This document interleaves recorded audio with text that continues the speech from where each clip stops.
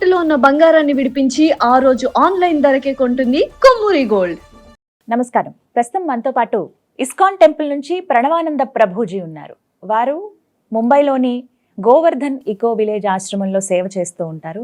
ప్రత్యేకంగా శ్రీకృష్ణ భగవాన్ గురించి, ఆయన లీలల గురించి, ఆయన మహత్యం గురించి ప్రవచనాలు ఇస్తూ ఉంటారు వివిధ మాధ్యమాల్లో. వారు ప్రస్తుతం సుమన్ టీవీలో ఉన్నారు. వారితో మాట్లాడదాం. ప్రభుజీ నమస్కారం అండి. నమస్కారం. ఎలా ఉన్నారు? బాగున్నానండి. ప్రభుజీ, శ్రీకృష్ణుడి గురించి ఇంకా తెలియని రహస్యాలు, విషయాలు చాలా ఉన్నాయి అని చెప్తూ ఉంటారు. కొన్ని ఇప్పటికీ సందిగ్ధంలో ఉండిపోయినవి కూడా ఉన్నాయి. అందులో భాగంగా ఒకసారి జగన్నాథుడి గురించి మాట్లాడుకుందాం. పూరి జగన్నాథుడు రథయాత్ర ఎంత వైభవంగా జరుగుతుందో ఆ కార్యక్రమాలన్నీ కూడాను. అయితే ప్రత్యేకంగా చెప్తూ ఉంటారు, శ్రీకృష్ణ భగవానుడి గుండె ఇప్పటికీ పూరి జగన్నాథ్లో ఉండిపోయింది, ఉంటుంది అని అంటూ ఉంటారు. ఇది ఎంతవరకు నిజమండి? అయితే పూరి క్షేత్రం గురించి మనం కొద్దిగా తెలుసుకుందాం. అసలు ఎలా ఆ జగన్నాథ, బలదేవ, సుభద్ర యొక్క విగ్రహాలు అక్కడ ప్రతిష్టాపనయ్యాయి. మనకి ఇంద్రద్యుమ్న అనే ఒక మహారాజు గారు ఉండేవారు అనమాట. ఆయనకి ఒక కోరిక ఉండేది, స్వామిని నేను చూడాలి, ఆ భగవంతుని దర్శనం చేసుకోవాలి. అయితే ఆ రాజ్యంలో ఉండే ప్రజలందరికీ కూడా ఒక చాటింపు వేయించారు, ఎవరైనా ప్రత్యక్షంగా భగవంతుని చూసిన వాళ్ళు ఉంటే మాకు చెప్పండి, వాళ్ళని మేము చక్కగా సత్కరించి ఆ ప్రదేశంలో మేము కూడా భగవంతుని దర్శనం చేసుకుంటాము అని అన్నారనమాట. అయితే అప్పుడే ఆ రాజ్యానికి ఉత్కల ప్రదేశం, ఉత్కల అంటే ఇప్పుడుండే ఒరిస్సా, అక్కడ నుంచి ఒక సాధువు వచ్చి, అయ్యా నేను ఉత్కల ప్రదేశంలో నీలాచలం అనే దగ్గర భగవంతుని దర్శనం చేసుకున్నాను అని చెప్తారనమాట. అయితే సరే అని ఈయన తన యొక్క మంత్రుల్ని ఇచ్చి పంపిస్తారు, ఆ ఉత్కల ప్రదేశంలో ఎక్కడున్నారో ఈ స్వామిని ఎతికి చూపించండి అనేసరికి అక్కడ ఒక అద్భుతమైన మంత్రి అనమాట. ఆయన బయలుదేరుతారు చక్కగా ఆ ప్రదేశాన్ని వెతకడానికి. వెళ్ళి ఈ ఉత్కల ప్రదేశం ఎక్కడ, ఈ శబర జాతికి సంబంధించిన వాళ్ళు ఆ స్వామిని ఆరాధన చేస్తూ ఉన్నారనమాట. విద్యాపతి అనే ఈయన బయలుదేరారు ఎతకడానికి. అలా అడ్రస్ కనుక్కుంటూ ఈ శబర జాతికి వచ్చేసారు. ఒక ట్రైబల్ పీపుల్ అనమాట వాళ్ళు. అక్కడికి వచ్చేసరికి ఈయన తెలిసింది, ఇక్కడ వీళ్ళు ఆరాధన చేస్తున్నారు, కానీ వాళ్ళు ఎవ్వరికి కూడా చూపించే వాళ్ళు కాదనమాట. అయితే ఏం చేశారు ఆయన, ఈ శబర జాతికి సంబంధించిన ఎవరైతే రాజు ఉన్నారో వాళ్ళ యొక్క కుమార్తెని వివాహం చేసుకుంటారు. ఆవిడ పేరు లలిత. అయితే ఈ విశ్వవసు యొక్క కుమార్తె అయిన లలితని వివాహం చేసుకొని, ఇప్పుడు అల్లుడు గారు అడిగితే చెప్పించాలి కదండి. కొన్ని రోజులు అయిపోయాక నాకు కోరిక ఉంది అని అడుగుతారనమాట. ఏంటి అని అంటే, మీరు ప్రతి నిత్యము కూడా వెళ్ళి ఆరాధన చేస్తూ ఉంటారు కదా, ఆ స్వామిని చూడాలని ఉంది అని అంటారు. అయితే సరే అని తప్పకుండా తీసుకెళ్తాను, కానీ ఎక్కడికి వెళ్తున్నానో ఆ ప్రదేశాన్ని మాత్రం మీకు చూపించాను అని ఏం చేస్తారంటే, కళ్ళకి గంతులు కట్టేస్తారు. విద్యాపతికి గంతులు కట్టేసి తీసుకెళ్ళిపోతారు. అయితే ఈయన ఏం చేస్తాడంటే, చాలా తెలివిగా ఒక ఆవాలు ఒక చిన్న సంచిలో కట్టుకొని దానికి చిన్న హోల్ పెడతారనమాట. పెట్టేసరికి ఆ ఆవాలు ఇలా సంచిలో ఇలా నడుముకి పెట్టుకుంటారు. ఒక్కొక్క ఆవాలు ఇలా పడిపోతూ ఉన్నాయన్నమాట. వాళ్ళ వే అంతా కూడా, మార్గం అంతా వెళ్ళేసరికి అక్కడికి వెళ్తారు, చక్కగా దర్శనం చేసుకుంటారు. అద్భుతమైన దర్శనం కలుగుతుంది. నీల మాధవ రూపంలో భగవంతుడు అక్కడ ఉన్నారు. ఈ శబర జాతికి సంబంధించిన వాళ్ళందరూ కూడా స్వామిని ఆరాధన చేస్తూ ఉన్నారు. అక్కడ చూస్తారు, ఆయన ఒక పక్షి ఇలా అని వచ్చి అక్కడ ఉండే కుండం లోపలికి వెళ్ళి ఇలా మునిగింది. వెంటనే వైకుంఠ స్వరూపంలో చతుర్భుజ రూపాలు తీసుకొని వైకుంఠానికి వెళ్ళిపోతుంది అనమాట ఆ యొక్క పక్షి.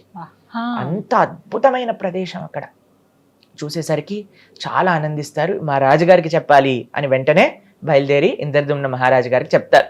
చెప్తే మరి దారి ఎలా తెలియదు కదా అనేసరికి అప్పటికి ఈ ఆవాల నుంచి అన్ని చెట్లు వచ్చేస్తాయి, చిన్న మొలకలు వచ్చేసాయి అనమాట.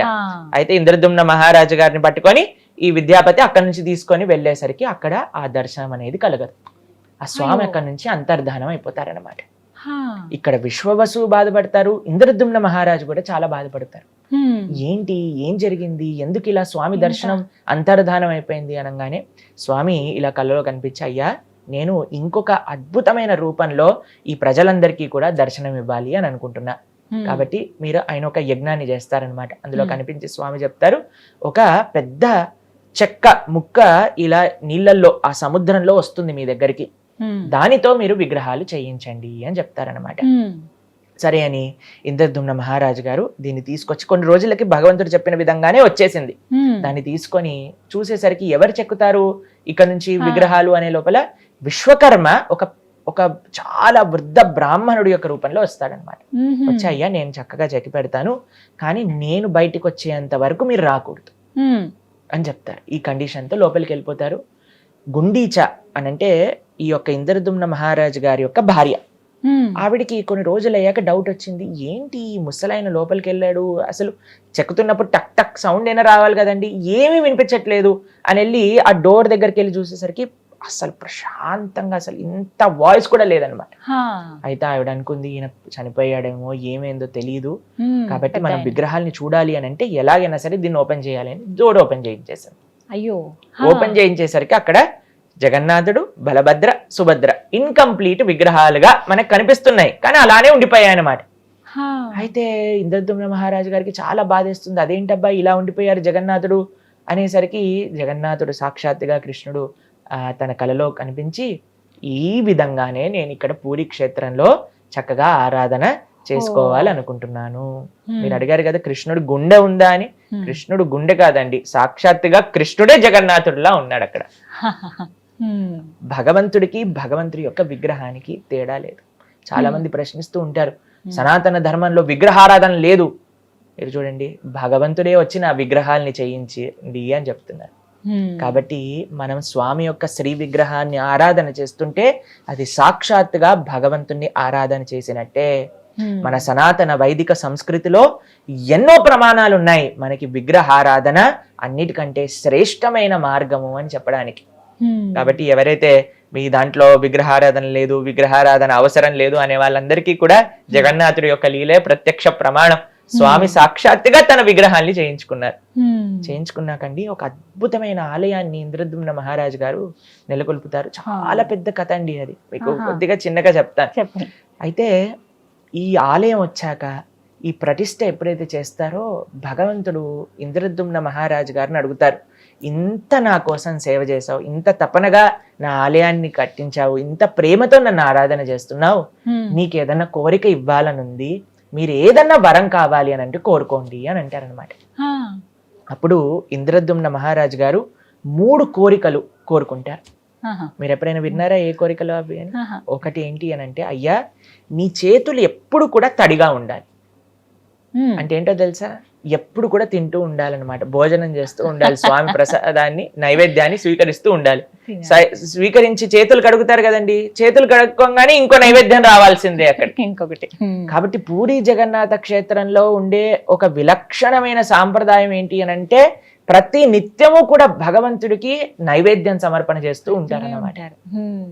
పూరికి ఎంత మంది వెళ్తే అంత మందికి భగవంతుడి యొక్క మహాప్రసాదం అనేది లభిస్తూ ఉంటుంది. కొత్త మట్టి కుండలలో స్వామికి చేస్తూ ఉంటారనమాట నైవేద్యం. ఎంతో వేల మంది సేవకులు కేవలం భగవంతుడి యొక్క నైవేద్యాన్ని ఉండడానికి అక్కడ సేవ చేస్తూ ఉంటారు. ఎంతో బాగుంటుందండి. పూరికి వెళ్ళి మీరు చూసారనుకోండి, అసలు ఆ వంటశాల, ఆ వంట గది లోపలికి వెళ్ళనివ్వరు, బయట నుంచి చూస్తే కట్టెల పొయ్యి మీద కొత్త కొత్త కుండలతో వాళ్ళందరూ కూడా తయారు చేస్తారు. అక్కడ ఒక పెద్ద బావి ఉంటుంది, ఆ బావిలో నుంచి నీళ్లు తీసుకొచ్చి వంటింట్లో అందించటము కొన్ని తరతరాలుగా చేస్తున్నారనమాట వాళ్ళ యొక్క వంశీకుల సేవ. కొన్ని వేల మంది పూరి ఆలయంలో సేవ చేస్తూ ఉంటారు. ప్రతి నిత్యము కూడా భగవంతుడికి ఈ విధంగా నైవేద్యాలు అనేవి సమర్పణ అవుతుంది. అవందరినీ కూడా భక్తులకి పంచిపెడుతూ ఉంటారనమాట. ఇది మొట్టమొదటి కోరిక. రెండో కోరిక ఏంటి అని అంటే, అయ్యా నీ దర్శనం ఎప్పుడు కూడా భక్తులకి అవుతూ ఉండాలి. కాబట్టి పూరి క్షేత్రంలో జగన్నాథుడు చాలా కొద్దిసేపు మాత్రమే నిద్రపోతారు. మామూలు సమయంలో ఎప్పుడు కూడా దర్శనం. మీకు విషయం తెలుసా, అక్కడ విచిత్రం ఏంటి అని అంటే, స్వామికి అలంకరణ చేసేటప్పుడు కూడా భక్తులు దర్శనం చేస్తూ ఉంటారనమాట. స్వామికి అలంకరణ తీసేసి నెక్స్ట్ అలంకరణ వేస్తూ ఉంటారు, అయినా సరే భక్తులు దర్శనం చేసుకుంటూ ఉంటారు. జనరల్ గా ఆలయంలో మనం చూసాం అనుకోండి, అలంకరణ అయిపోయాక కర్టెన్లు తీసి దర్శనం ఉంటుంది, కానీ పూరిలో ప్రతి నిత్యము దర్శనమే అనమాట. మూడో కోరిక ఏంటో తెలుసా అండి, నాకెప్పుడు కూడా పిల్లలు పుట్టకూడదు. అయితే ఎందుకు ఇంద్రదుమ్న మహారాజు గారు ఇలా అన్నారు అని అంటే, ఇప్పుడు నాకు పిల్లవాడు పుట్టాడు అనుకోండి, వాడు అంటాడు ఇది మా నాన్న కట్టించిన గుడి, వాళ్ళ పిల్లవాడు అంటాడు మా తాత కట్టించిన గుడి, దీనికి నేను అర్హుణ్ణి, నాకు స్పెషల్ దర్శనాలు కావాలి, నేను చెప్పింది జరగాలి. అయ్యా ఇది నీ గుడి, నీ భక్తుల గుడి, నీకు నీ భక్తులకి ఎవ్వరు మధ్యలో రాకూడదు, చక్కగా వాళ్ళందరూ నేను సేవ చేసుకోవాలి, కాబట్టి నా అనేవాడు ఉండాల్సిన అవసరం లేదు అని అన్నారండి ఇంద్రదుమ్న మహారాజు. ఇప్పుడు చూడండి, అంత భగవంతుడు వచ్చి మీ కోరికలు నెరవేరుస్తా అని అన్నప్పుడు ఇంద్రదుమ్న మహారాజు తన కోసం తాను ఏమన్నా అడిగాడా అండి? అయ్యా నువ్వు బాగుండాలి, నువ్వు బాగా తినాలి, నువ్వు నీ భక్తులకి మంచిగా కృప చూపించాలి, నా అనేది ఉండకూడదు. నువ్వు నీ భక్తులు ఇద్దరు కూడా చక్కగా మీ పైన ప్రేమ వాళ్ళు చూపిస్తారు, వాళ్ళ పైన ప్రేమ నువ్వు చూపించు. ఇది నిజమైన భక్తి అని అంటే జగన్నాథపురిలో ఉంది. సాక్షాత్తుగా కృష్ణుడు, సాక్షాత్తుగా బలరాముడు, సాక్షాత్తుగా సుభద్ర. నీలాచల నివాసాయ నిత్యాయ పరమాత్మనే బలభద్ర సుభద్రాభ్యాం శ్రీ జగన్నాథాయ తే నమః. ఆ నీలాచలంలో ఉంది సాక్షాత్తుగా కృష్ణుడే. అయితే అక్కడ ఉండే సాంప్రదాయం, ఆ లోకల్ సాంప్రదాయం ప్రకారంగా నాభి బ్రహ్మ అని అంటారు. అది ఏంటో తత్వం ఇంకా అంత ఎవరికి కూడా తెలియదు, అదొక రహస్యం. నాభి బ్రహ్మ అది జగన్నాథుడి లోపల నుంచి ఇంకొక విగ్రహం లోపలికి ట్రాన్స్ఫర్ చేస్తారు అనేది మనం చూస్తూ ఉంటాం. కానీ అది ఏంటి అనే విషయాలు మనకి అంత క్లారిటీగా తెలియదు అనమాట.